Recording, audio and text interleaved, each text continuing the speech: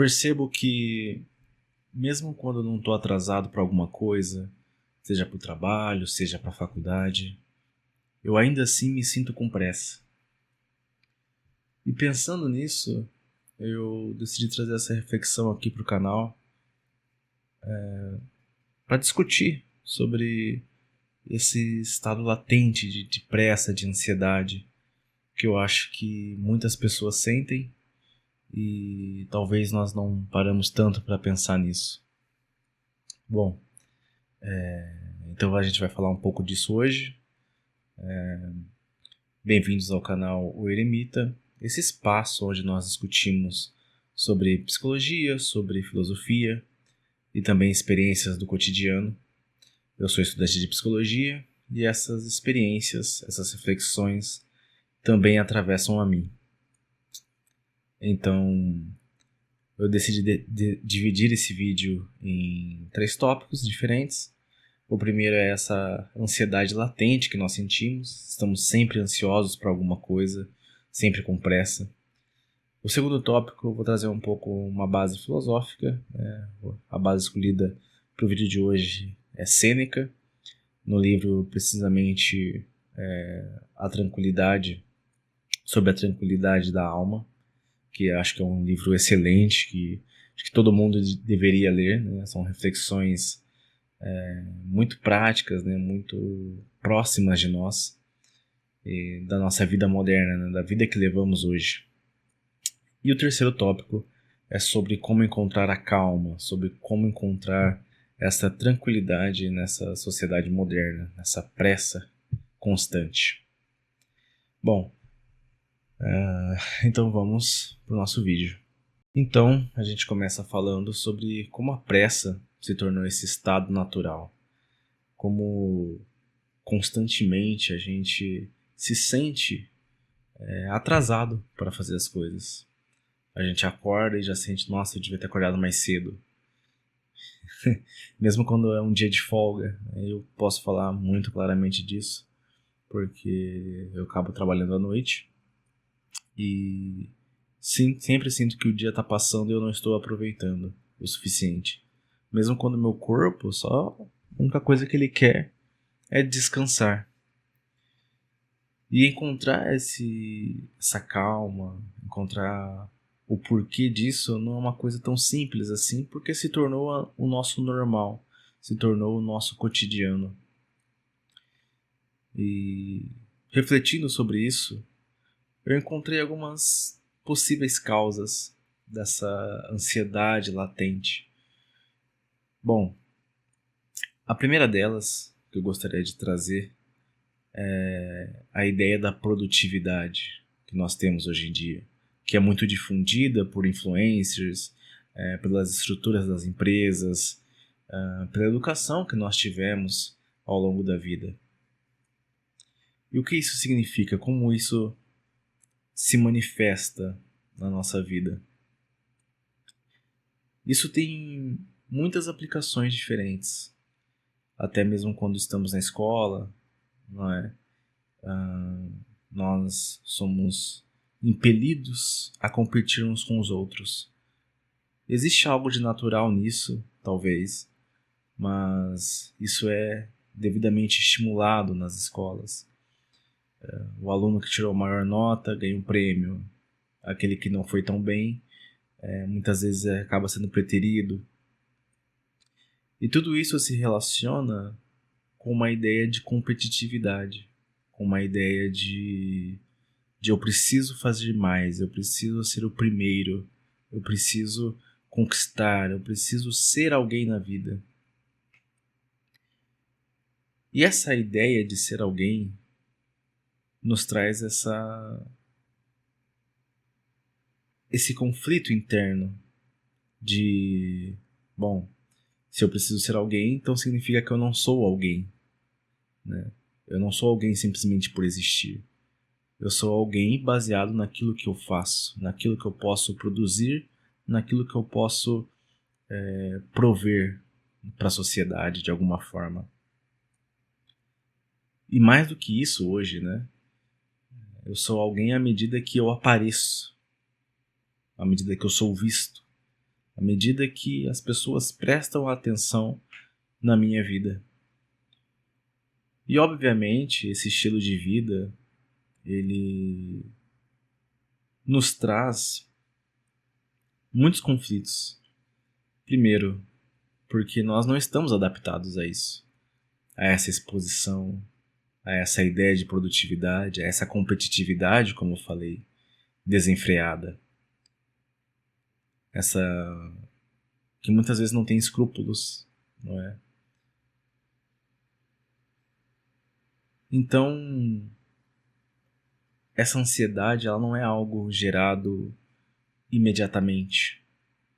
Não é algo que nasceu do dia para a noite. É algo que é construído em nossa sociedade desde quando somos pequenos. Na sociedade moderna, mais ainda. Talvez ali pós-revolução industrial, que toda a ideia do trabalho, toda a ideia da vida humana mudou, né? A partir dali, meados ali. Né? Enfim. Então, pensando nisso, refletindo sobre isso, me vem muito a ideia de que a sociedade não vai dar certo, não é? De que esse modo de vida não dá certo. Pelo simples motivo de quantas pessoas nós vemos, às vezes pessoas cada vez mais jovens, desenvolvendo sintomas reais de ansiedade, que hoje talvez as pessoas mais velhas vejam e pensem, isso é frescura, isso a pessoa talvez não esteja acostumada, mas não, é uma ansiedade real, não é? É uma ansiedade crônica muitas vezes. E lidar com isso não é uma tarefa fácil porque a sociedade está sempre demandando aceleração. Ela está sempre demandando que você busque o novo, que você conquiste mais, que aquilo que você tem não é suficiente. Não basta que eu poste um story por dia. Né? Eu preciso postar 2, 3, 4, mostrar que a minha vida está em movimento. Ainda que esteja em movimento. Mas se eu não mostro, aquilo talvez não tenha valor psicológico para mim. Então, a partir daí, vamos para onde? Sêneca, né? Vamos para nosso segundo tópico, né? Sêneca dizia que a vida não é que ela seja curta, mas que nós a desperdiçamos muito dela. Bom, então a gente pode pensar, mas o que isso tem a ver com a pressa? O que isso tem a ver com a sociedade moderna? O que isso tem a ver com a exposição que nós falamos e com essa ansiedade? Bom, se a gente pensar na nossa sociedade moderna, a gente está sempre procurando obter mais tempo. Então eu pego um carro mais rápido, eu pego o caminho mais curto, enfim, corto o caminho, seja lá o que eu faço para economizar tempo. Né? Peço uma comida no aplicativo porque eu não quero cozinhar, porque cozinhar demanda tempo. Não quero ler um livro, pego o resumo na internet, porque ler um livro pausadamente, demoradamente, demanda tempo. Então as coisas que demandam tempo, elas vão sendo substituídas, não é? O estudo mesmo, eu posso pegar um resumo no YouTube, uma videoaula de 5 minutos para entender como funciona, sei lá, um átomo, uma molécula, um buraco negro, ou qualquer vídeo no TikTok. Com todo respeito que acho que tem mérito esses criadores de conteúdo que fazem vídeos educativos, não é? Nessas redes. Mas tudo foi condensado. Todo o conhecimento, tudo aquilo que demanda tempo está sendo condensado. E, consequentemente, a gente perde a noção do quanto o tempo é valioso, do quanto a vida está passando. Porque, bom, se a gente parar para pensar, né, a vida tem parecido cada vez mais curta porque a gente não consegue prestar atenção naquilo que estamos vivendo. Não é? Bom, pedi uma comida, né? A comida chegou, eu como assistindo um vídeo e nem presto atenção no gosto da comida. Talvez na primeira mordida eu até sinta ali, perceba o sabor, né? Sinto o sabor, mas já na segunda, na terceira já me acostumei, o corpo já se acostumou àquele sabor, então eu já estou assistindo um vídeo, já estou rolando o feed, já estou respondendo outras mensagens, e quando se vê, eu terminei de comer, não senti o gosto, apenas me sinto saciado e olhe lá, e a coisa se perdeu, não é? Aquela experiência se perdeu. E assim com muitas outras coisas, né? Os diálogos entre colegas, eu me vejo muito nisso também, porque eu lido muito com pessoas, né? Tanto no trabalho quanto na faculdade. Estou sempre lidando com pessoas e eu percebo que as conversas têm sido cada vez mais rasas, cada vez menos profundas em relação à experiência humana de cada um. E no mínimo intervalo que tem entre uma fala e outra, vem a tentação de pegar o quê? O celular. Né?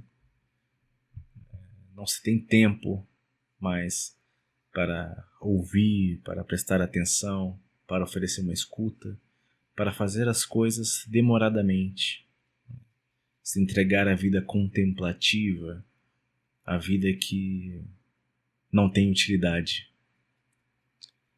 Como tem um livro muito bom do Ayrton Krenak que diz que a vida não é útil, e dentre outros temas ele fala sobre isso, sobre aproveitar aquilo que não é útil, não é? Sentir o dia passar, observar o pôr do sol, né? Sentir a brisa fresca pela manhã, pela tarde, não é? Contemplar a chuva, né? Ou não só as coisas naturais, mas também uma conversa, assistir um filme demoradamente, prestar atenção naquele filme, sem pegar o celular toda hora. Então essas coisas elas vão se perdendo e a vida parece que vai se encurtando. A gente vai prestando atenção, aliás, só naquelas experiências enormes, digamos assim, que nos trazem um grande retorno emocional, seja positivo ou negativo na nossa interpretação, mas só vivemos nesses momentos. E os momentos do ócio acabam sendo apagados da nossa existência, não é? Aqueles momentos que você não está fazendo nada, só está jogado na cama, sem fazer nada. É irônico que tem uma cama aqui. E é uma coisa que eu também enfrento, né? Como eu falei no começo do vídeo, essas reflexões elas me atravessam. E justamente por me atravessarem, que eu percebo o quão necessário é pensarmos sobre elas. Bom, essa é a sensação que fica, não é? De que a vida está passando e eu não estou conseguindo acompanhá-la. E dentro disso, sobre acompanhar a vida, não é? A gente vai para o nosso terceiro tópico, que é como encontrar a calma, como encontrar esse respiro em meio a essa aceleração da vida moderna. Bom, o que eu tenho feito, né? Que o intuito desse canal é justamente trazer experiências reais, concretas. Eu tenho tentado respirar mais. Literalmente respirar. Prestar atenção na respiração.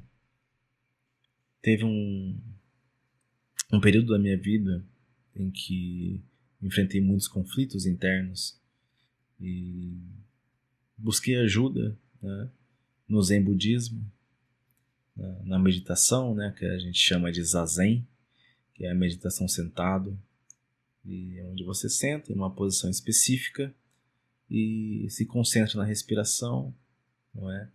Nos seus sentidos, no seu corpo. Você usa seu corpo como âncora para se estar presente no momento. E eu tenho usado isso. E mesmo às vezes no trabalho, na faculdade ou em qualquer lugar que eu esteja, tenho tentado prestar atenção. Não deixar que a mente divague, né? Fique no plano das ideias, mas trazer ela para o corpo, né? Para as sensações corporais sensíveis, não é? E tentado, como eu falei, respirar mais. E através disso eu percebo que muitas coisas mudaram, né? Coisas sutis, obviamente, né?